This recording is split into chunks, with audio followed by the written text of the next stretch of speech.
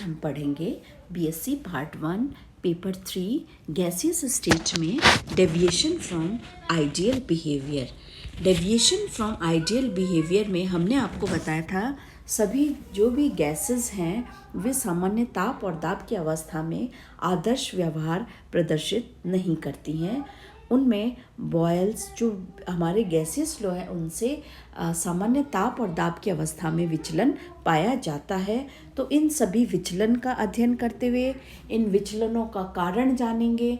कारण जानने के बाद इन विचलन के आने के कारण जो डेविएशन हमारा आ रहा आइडियल गैस इक्वेशन में उससे हम रियल गैस इक्वेशन डराइव करेंगे जो हमारी सामान्य ताप और दाब की अवस्था में होती है। तो सर्वप्रथम हम आपको बताएंगे बॉयल के नियम से विचलन, डेविएशन फ्रॉम बॉयल्स लॉ।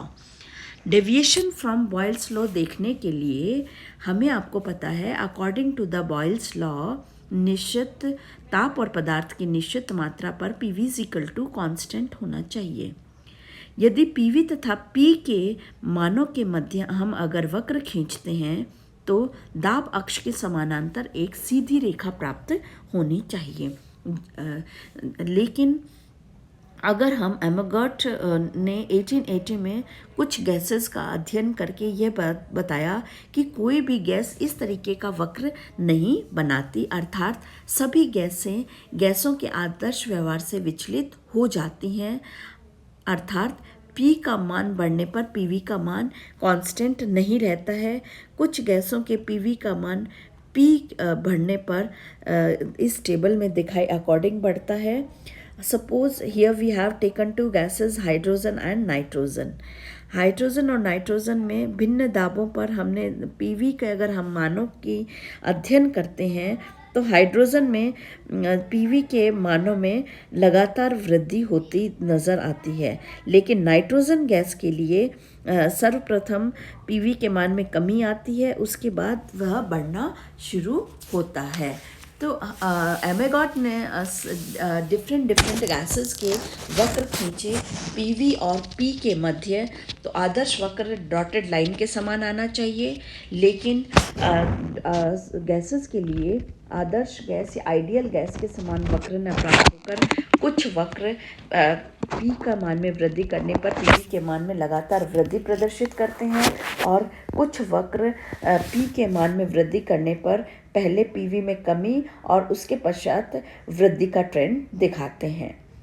इससे इन्होंने कुछ कंक्लूज़न निकाला। पहला कंक्लूज़न यह निकाला कि हाइड्रोजन, हीलियम, नियोन जैसी गैसों के लिए PV का मान P के बढ़ने पर लगातार बढ़ता रहता है। और दूसरा कंक्लूज़न यह निकाला कि nitrogen, carbon monoxide, carbon dioxide तथा मीथेन जैसी गैसों के लिए PV का मान P के बढ़ने पर पहले कम होता है और निम्नतम पर पहुंचकर P के बढ़ने के साथ बढ़ता रहता है। ये सभी कंक्लूज़न निकालने के साथ साथ उन्होंने गैसेस को कंप्रेस करने का काम भी चल रहा था। तो साइंटिस्ट ने यह देखा कि आदर्श व्यवहार से जो डेविएशन हो रहा है गैसेस का, इस डेविएशन का यह जो ट्रेंड प्राप्त होता है उस अकॉर्डिंगली एक कंप्रेसिबिलिटी फैक्टर के रूप में उसे अभिव्यक्त किया। यह कंप्रेसिबिलिटी फैक्टर को हम Z से रिप्रेजेंट करते हैं and this Z is basically the ratio of V/V ideal होता है। या अगर हम इसके अंश और हर में P से मल्टीप्लाई कर दें so we will get here PV/RT। n mole gases के लिए this Z compressibility constant is equal to PV/nRT के बराबर होता है। आदर्श गैस के लिए संपीड्यता गुणांक जो है वो 1 आता है, जो कि ताप तथा दाब पर निर्भर नहीं करता है, लेकिन वास्तविक गैस के लिए Z ताप तथा दाब दोनों पर निर्भर करता है। अतः संपीड्यता गुणांक के इकाई मान से विचलन से गैस के आदर्श व्यवहार में विचलन को मापा गया। स्थिर ताप पर कुछ गैसों जैसे hydrogen, nitrogen, carbon dioxide, methane गैसों के लिए संपीड्यता गुणांक के दाब के साथ जो परिवर्तन है 3.5 में प्रदर्शित है। उदाहरण के लिए कार्बन डाइऑक्साइड तथा मीथेन गैसों का निम्न दाबों पर Z का मान जो है 1 से कम आता है, अर्थात ये गैसें अधिक संपीड्यता दिखाती हैं, अर्थात PV का मान अपेक्षाकृत कम प्राप्त होता है। दाब बढ़ने पर जो है Z का मान निम्नतम होकर फिर आपका बढ़ना प्रारंभ हो जाता है और उच्च दाब पर ये मान आदर्श गैस Z = 1 के मानों से भी अधिक हो जाते हैं, अर्थात Z > 1 प्रदर्शित करता है। और इन उच्च दाबों पर गैसों की जो है संपीड्यता वो कम हो जाती है। हाइड्रोजन तथा हीलियम के PV के मान सभी दाबों पर आदर्श गैस के PV के मानों से अधिक पाए जाते हैं। इनके लिए संपीड्यता गुणांक Z का मान 1 से अधिक है, अतः इनकी संपीड्यता कम होती है। ऐसी गैसें जिनके Z का मान निम्न दाब पर तेजी से कम होता है आसानी से द्रवित होती है, अतः CO2 गैस नाइट्रोजन तथा मीथेन गैस की तुलना में आसानी से द्रवित हो जाती हैं। लेकिन हाइड्रोजन तथा हीलियम के लिए इस तरीके का जो डिप है वो नहीं प्राप्त होता है, अतः ये गैसें साधारण ताप पर आसानी से द्रवित नहीं होती।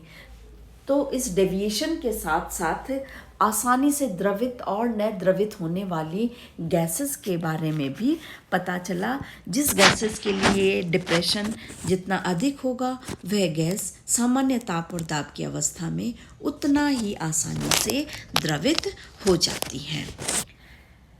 Now the effect of temperature.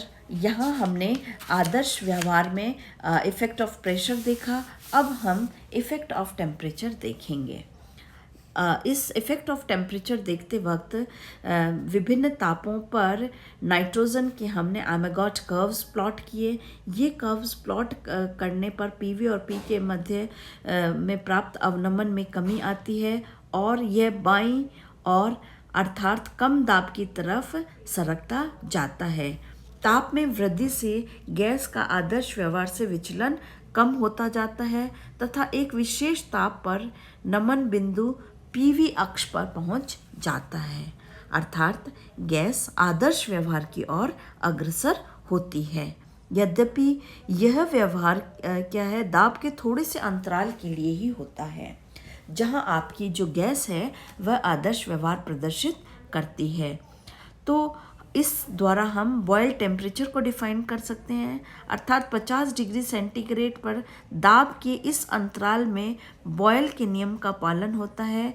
इस ताप को हम बॉयल टेम्परेचर कहते हैं या बॉयल पॉइंट भी कहते हैं।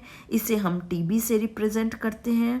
अतः बॉयल ताप वह ताप है जिस पर वास्तविक गैस दाब के सुप्रेक्ष परिसर में दाब की एक छोटी सी रेंज में आदर्श गैस के समान व्यवहार प्रदर्शित करती है, बॉयल टेम्परेचर कहलाता है। 50 डिग्री सेंटीग्रेड के बाद नाइट्रोजन के PV के मान दाब बढ़ने पर बढ़ने शुरू हो जाते हैं, अर्थात गैसों के लिए बॉयल ताप TB का मान भिन्न भिन्न होता है। तो डेविएशन की टेम्परेचर इफ़ेक्ट देखने पर हमें बॉयल टेम्परेचर प्राप्त होता है। Now the deviation from Charles law और गैलुसाक्स लॉ। इसमें हम यह देखते हैं कि चार्ल्स लॉ के अनुसार किसी गैस के आयतन में प्रति डिग्री सेंटीग्रेड कमी या वृद्धि करने पर गैस का जो ताप है या आयतन है 0 डिग्री सेंटीग्रेड आयतन का 1/273वां भाग बढ़ता या घटता है। लेकिन यह देखा गया कि गैसों के आयतन और दाब में इस प्रकार की वृद्धि नहीं पाई जाती है। यही हमारा चार्ल्स और गैलुसैक लॉ से डेविएशन है। Now the deviation from Avogadro's law. Avogadro's law के अनुसार आपको पता है निश्चित ताप, दाब और आयतन पर 1 मोल गैस का आयतन 1 मोल गैस में अणुओं की संख्या समान होती है। अर्थात आप कह सकते हैं कि इस नियम के अनुसार प्रत्येक गैस के 1 मोल का आयतन 0 डिग्री सेंटीग्रेड ताप तथा 1 वायुमंडलीय दाब पर 22.415 लीटर होना चाहिए। लेकिन हम इस टेबल में देखते हैं कि विभिन्न गैसों के लिए सामान्य ताप पर 1 मोल गैस का आयतन 22.415 लीटर न प्राप्त होकर उससे भिन्न प्राप्त होता है। यह जो विचलन है माइनस और प्लस में प्राप्त होता है। यहाँ पर 22.415 ने प्राप्त होकर 22.425 402 394 264 22.084 इत्यादि प्राप्त होता है। ये डेविएशन नेगेटिव डेविएशन भी प्राप्त हो सकता है और पॉजिटिव डेविएशन भी प्राप्त हो सकता है। हमारा सामान्य ताप और दाब की अवस्था में सभी गैसेस आदर्श व्यवहार प्रदर्शित नहीं करती, उसमें विचलन पाया जाता है। जितने भी गैसीय नियम हैं उन सभी में विचलन पाया जाता है। अब हम इन विचलनों के कारण का पता करेंगे, फिर इन कारणों के कारण उस विचलन की दूर करके हम वास्तविक गैस इक्वेशन डिराइव करेंगे। Thank you.